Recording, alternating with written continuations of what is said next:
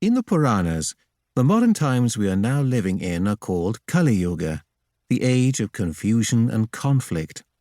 Yugas are periods of time, thousands of years long, that recur in a cyclic or spiral progression.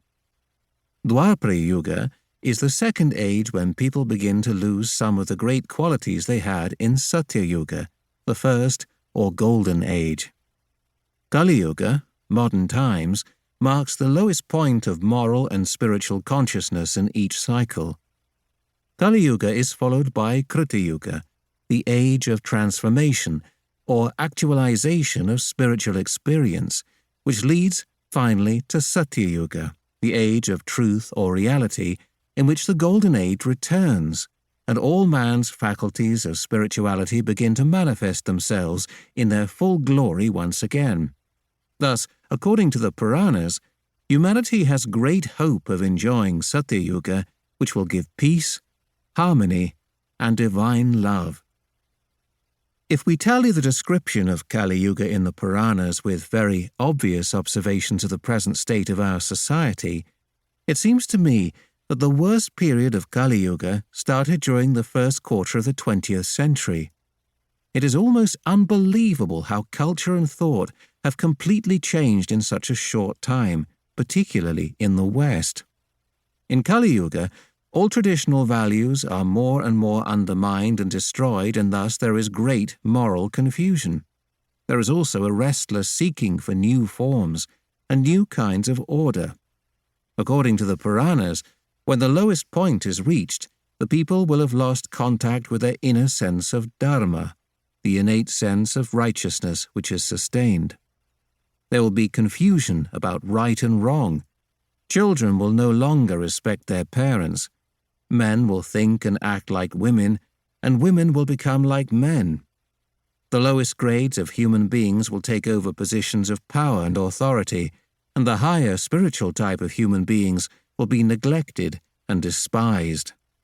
However, in 1970, marking the very first stirring of a new Satya Yuga, the transitional age called Krita Yuga started manifesting itself.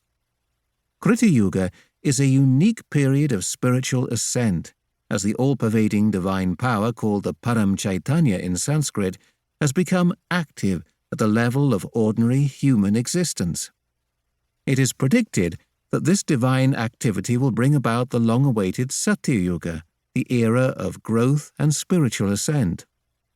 All the signs show that the era of truth is now advancing, and we can see it very clearly, for example, in how quite ordinary people are becoming aware of absolute truth and reality through Sahaja Yoga. Sahaja Yoga is the spontaneous union of the individual consciousness with the all-pervading divine power through the awakening of the residual power of Kundalini, which lies dormant within all human beings in the triangular bone at the base of the spine, called the sacrum, the sacred bone.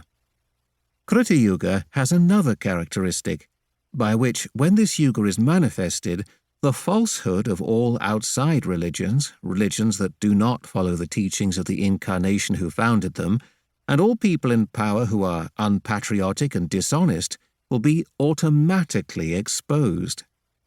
All false prophets and cult leaders will be exposed, and all organizations that perpetuate falsehood and hatred in the name of God will also be exposed, because in Krita Yuga, the truth is spontaneously brought out. All corrupt entrepreneurs and false teachers will also be exposed.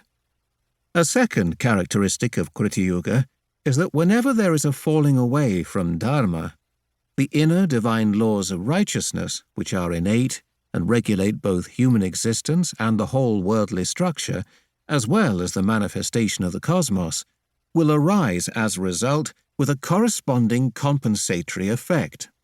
This is called the law of polarity, or, in Sanskrit, karma phalam, the fruits of action, which means in practical terms that whatever you have done, you will get the fruits of those actions. As ye sow, so shall ye reap.